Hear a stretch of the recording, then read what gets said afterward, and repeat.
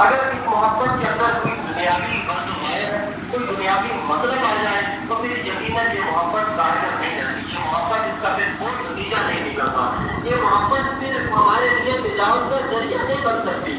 جب تک کہ یہ محبت محض اللہ کی رضا کے لیے نہ ہو۔ اور اسی چیز کو اللہ تعالیٰ نے قرآن کریم کے اندر ایک جگہ پر فرمایا کہ انما نطعمکم لوجه اللہ لا نريد منکم جزاء ولا شکورا۔ سورہ دہر کے اندر اللہ رب العزت نے ارشاد فرمایا کہ نیک جو لوگ ہوتے ہیں ان کے اندر یہ صرف پائی جاتی ہے کہ اگر وہ اپنے بھائی کو کچھ کھلاتے ہیں، اپنی جیب سے کچھ خرچ کر دیتے ہیں، تو وہ یہ کہتے ہیں کہ انما نطعمکم لوجه اللہ، یہ جو ہم نے تمہیں کھلایا ہے، یہ جو میں نے تمہیں کھلایا ہے، یہ محض اس میں لوجه اللہ، اللہ کی رضا ہے، میں اللہ کی رضا چاہتا ہوں، میرا تم سے کوئی کسی قسم کا کوئی دنیاوی مقصد نہیں ہے، میں کسی قسم کی کوئی دنیاوی غرض و خواہش کی خاطر تمہیں نہیں کھلا رہا، میں تم سے ملنے کے لیے کوئی دنیاوی مقصد کے لیے تم سے ملنے کے لیے نہیں آیا، بلکہ لوجه اللہ، میں تمہیں کھلایا ہے، میں تم سے ملاقات کے لیے آیا ہوں، میں تمہارے لیے میں نے تمہیں یہ مجلس اختیار کی تمہارے ساتھ،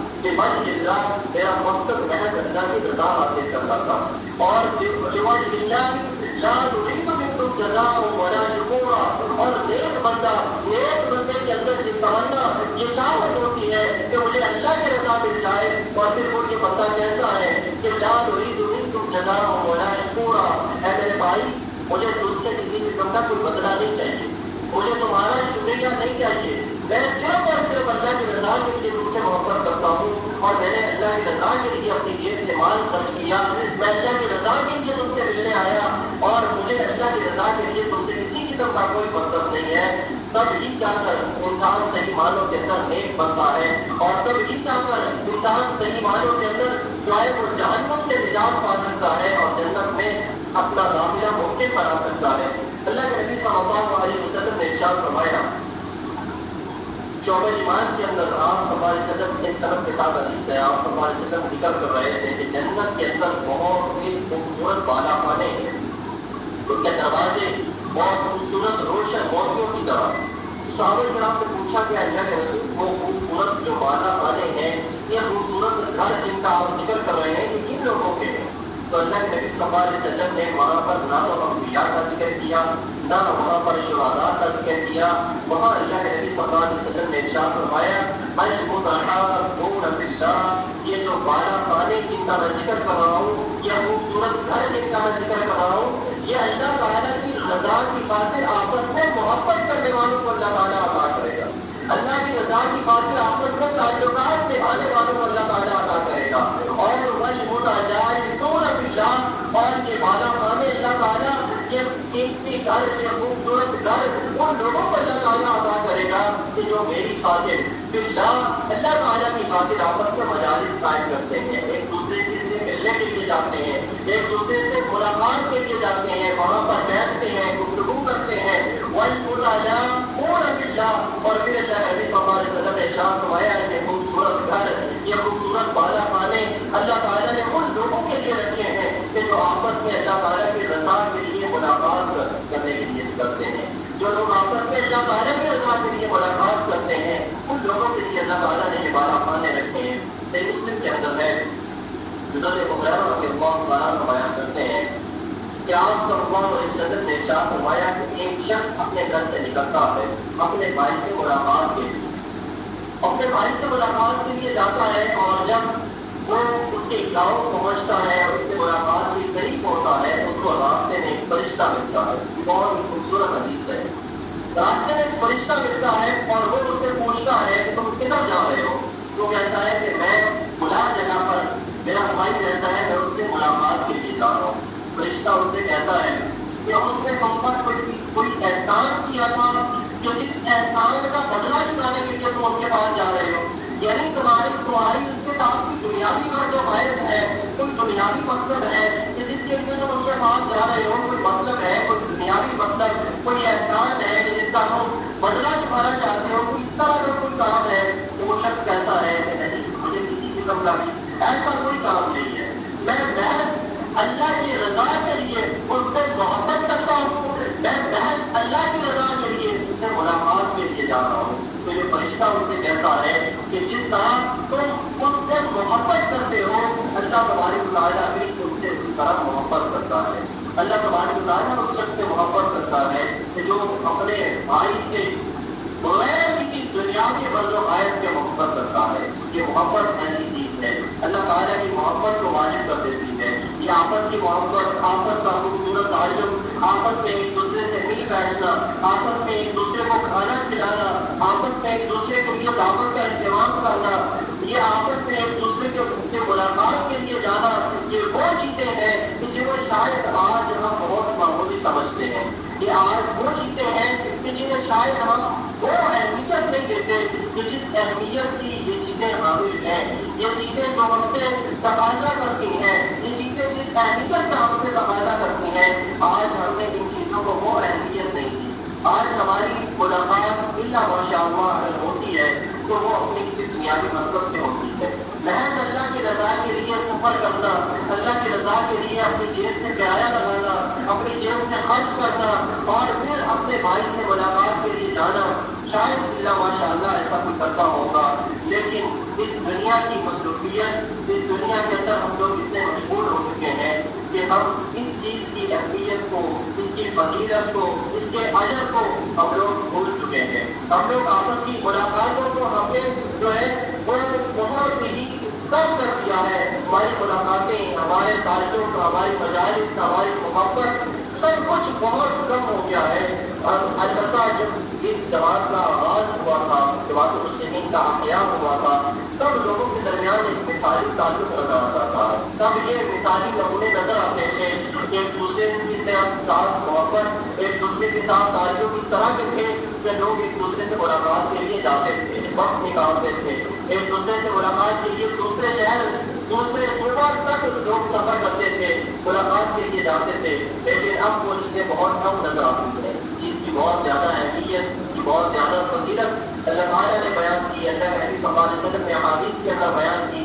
اور اس کی ایک بہت زیادہ جو اہمیت ہے، اس کا بہت زیادہ جو فائدہ ہے وہ ہمیں اپنے معاشرے کے اندر ہوتا ہے. ہمیں اپنے لوگ جو ہم جہاں پر بھی ہوتے ہیں وہاں پر جو دوسرے مقاصد کے لوگ ہوتے ہیں وہاں پر ہماری یہ محبت ہمارے اندر اتفاق پیدا کرتی ہے اور ہمارا اتفاق دوسرے لوگوں پر اثر ڈالتا ہے. اور اسی چیز کو اللہ کے نبی صلی اللہ علیہ وسلم نے صحیح بخاری سے مسلم کے حدیث کے اندر بیان کیا. آپ نے فرمایا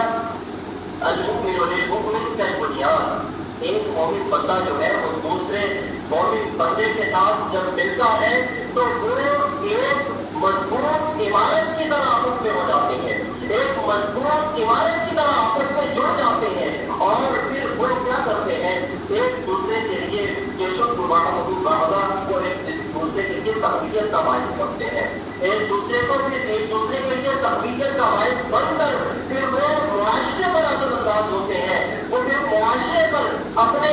جو مثبت اثرات ہیں وہ معاشرے پر دکھاتے ہیں. اور اس کے لیے بنیادی چیز آپس سے محبت ہوتی ہے. آپس کی محبت ایک دوسرے کو مضبوط کرتی ہے اور ہمارا آپس میں ایک دوسرے کے ساتھ مضبوط تعلق ہمیں معاشرے کے اندر ہماری تبلیغ کا ذریعہ بنتا ہے. معاشرے کے اندر ہماری جو مثبت چیزیں ہیں وہ ہماری تبلیغ کا باعث بنتی ہیں. وہ کہ ہماری جو ہے وہ ہم تبلیغ کے لیے وقت نکالیں، ہفتہ 2 ہفتے مہینہ وقت نکالنا تو آج کے دور میں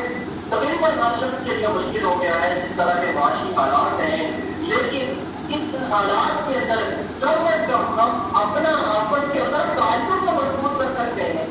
اس میں تو کوئی ہمیں جو ہے وہ دقت پیش نہیں آتی. ہم جتنے بھی ہیں 10 ہے 12 ہے جتنے بھی ہیں کم از کم ہمارا 10-12 کا تعلق تو مثالی ہونا چاہیے. ہم 10-12 بھی ہوتے ہیں وہاں ہمارے 10-12 کے اندر بھی اختلاف ہوتے ہیں. ہمارے 10-12 کے اندر بھی حسد ہوتا ہے، بغض ہوتا ہے، کینہ ہوتا ہے. ایک دوسرے کے ساتھ قطع تعلق ہی کیے ہوتے ہیں. وہ 10-12 لوگ بھی جہاں پر ہوتے ہیں ان کا تعلق بھی مثالی نہیں ہوتا. آپس کی انا کی وجہ سے، اپنی ہمدردی کی وجہ سے، اپنی انا کی تسکین کی وجہ سے ہم اپنے بھائی سے تعلق توڑ لیتے ہیں، ناطہ توڑ لیتے ہیں. ایک ہی مسجد میں نماز پڑھتے ہیں، ایک ہی صف میں کھڑے ہوتے ہیں، ایک دوسرے کے ساتھ نماز پڑھتے ہیں، ملاقات کرتے ہیں، جمعے والے دن شریک ہوتے ہیں. لیکن آپس میں وہ مثالی تعلق اور وہ مثالی محبت نہیں ہوتی کہ جو اسلام ہم سے چاہتا ہے. جو حدیث میں نے آپ کے سامنے بیان کی کہ جو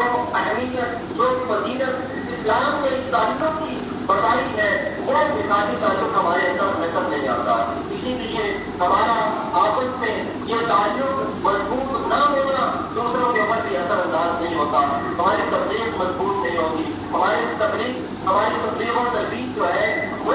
دوسروں کے لیے اثر انداز نہیں ہوگی کیونکہ ہمارا اپنا تعلق کمزور ہوتا ہے. ہمارے آپس کے اندر ناجائزیاں ہوتی ہیں. ہمارے آپس میں جو جھگڑے ہوتے ہیں چھوٹی چھوٹی باتوں پر وہ لوگ سامنے دیکھتے ہیں, ہمارا خاندان والے بھی دیکھتے ہیں, ارد گرد کے لوگ دیکھتے ہیں, تو وہ پھر ہم سے کوئی اثر قبول نہیں کرتے. تو لہٰذا اس محبت کو اپنائیے, اس کی اہمیت کو سمجھیے, اس کی فضیلت کو سمجھیے اور ایک مضبوط عبادت کی طرح جس کی مثال اللہ کے رسول اللہ علیہ وسلم نے ارشاد فرمایا دوسری احادیث کے اندر بھی کہ جب مسلمین آپس میں جڑتے ہیں اس کا جو آپس میں تعلق ہوتا ہے وہ ایک جسم کی مانند ہوتے ہیں اور ایک جسم کس طرح ہوتا ہے. اللہ کے رسول صلی اللہ علیہ وسلم نے ارشاد فرمایا کہ جب جسم کے کسی ایک حصے کو تکلیف ہوتی ہے تو اس کا پورے کا پورا جسم جو ہے وہ شکایت کرتا ہے, پورے کا پورا جسم بے چین ہو جاتا ہے, پورے کا پورا جسم بے چین رہتا ہے. چاہے جسم کے کسی ایک حصے کو, چاہے پاؤں کی انگلی پر تکلیف ہو, پورا جسم بے چین ہوتا ہے, رات کی نیند آرام ہو جاتی ہے, بخار چڑھ جاتا ہے, سر میں درد ہو تو پورا جسم بے چین, پورا جسم بخار میں مبتلا. یہ حالت اللہ کے صلی اللہ علیہ وسلم نے فرمائی کہ ہمارے آپس میں تعلق کی ہونی چاہیے. ہمارا تعلق اس طرح کا مضبوط ہونا چاہیے کہ ہمارے کسی ایک بھائی کو تکلیف ہو تو ہم پورے جو 10 باؤں کے ہیں تو 10 باؤں اس تکلیف کو اپنی تکلیف سمجھے, اس تکلیف کو یہ سمجھے کہ جس طرح میں اپنے جسم کی تکلیف دور کیے بغیر چین سے نہیں بیٹھ سکتا, جس طرح میں اپنے جسم کی تکلیف دور کیے بغیر آرام سے سو نہیں سکتا, اسی طرح میرا بھائی کی تکلیف کے اندر ہے. جب تک اس کی تکلیف کو میں دور نہیں کر لیتا میں چین سے سوؤں گا نہیں, میں آرام سے نہیں بیٹھوں گا جب تک میرے بھائی کی تکلیف دور نہیں ہو جاتی. جب تک اس طرح کا مثالی تعلق نہیں ہوتا, جب تک ہمارے درمیان آپس میں محبت نہیں ہوتی, تو اللہ کے نبی صلی اللہ علیہ وسلم نے بہت واضح لفظوں کے اندر ارشاد فرمایا کہ مسلم کے اندر کہ اگر تمہارے اندر محبت نہیں تو تم ایمان والے نہیں, تمہارے اندر محبت نہیں تو تم ایمان والے ہو نہیں سکتے. اس چیز کو بھول جاؤ کہ تم کہو کہ میں نمازیں پڑھتا ہوں, میں ہفتے بعد جو ہے وہ مسجد میں جاتا ہوں, جمعہ ادا کرتا ہوں, میں نمازیں زکات سب کچھ کر رہا ہوں, لیکن اللہ کے نبی صلی اللہ علیہ وسلم نے ارشاد فرمایا اگر تمہاری اپنے بھائی کے ساتھ محبت نہیں, اگر تمہارا بھائی چارہ قائم نہیں تو تم اس بات کو بھول جاؤ کہ تم ایمان والے ہو. تم ایمان والے نہیں ہو سکتے جب تک کہ تمہاری آپس میں محبت نہیں ہوگی. اور آپ صلی اللہ علیہ وسلم نے بہت ہی پیارا نسخہ بتایا. آپ نے فرمایا کہ تم محبت کس طرح کرو گے, کیا میں تمہیں وہ چیز نہ بتاؤں کہ جس سے تمہاری محبت بڑھے گی. تو آپ صلی اللہ علیہ وسلم نے ارشاد فرمایا اب السلام بینکم, آپس میں ایک دوسرے کو کثرت کے ساتھ سلام کیا کرو. یہ سلام ہی وہ چیز ہے کہ جو تمہارے اندر محبت پیدا کرے گا, تمہارے اندر محبت کو بڑھائے گا, اور جب محبت بڑھے گی تمہارا تعلق مثالی بنے گا, ایک دوسرے سے اللہ کی رضا کے لیے محبت کرو گے, تب تم ایمان والے کہلاؤ گے اور تب تم جنت میں جانے کے حقدار بنو گے. اور اسی طرح خوبصورت ربط باندھ کر سمجھایا کہ نہ تو جنت مل سکتی ہے بغیر ایمان کے, نہ ایمان مل سکتا ہے بغیر محبت کے, اور نہ محبت مل سکتی ہے بغیر سلام کے, بغیر کلام کے. اگر آپس میں سلام کلام نہیں تو محبت نہیں, اور محبت نہیں تو ایمان نہیں, ایمان نہیں تو جنت نہیں. بہت ہی پیارا خوبصورت ربط باندھا اور ایک دین کی نسخہ دے کر اللہ کے صلی اللہ علیہ وسلم نے ہمیں بتا دیا کہ آپس میں سلام کلام رکھو, آپس کے تعلق کو مضبوط بناؤ, محبت پیدا ہوگی اور یہ محبت ہی تمہیں جنت میں لے جانے کا ذریعہ بنے گی. اللہ رب العزت سے دعا کروں کہ اللہ تعالیٰ مجھے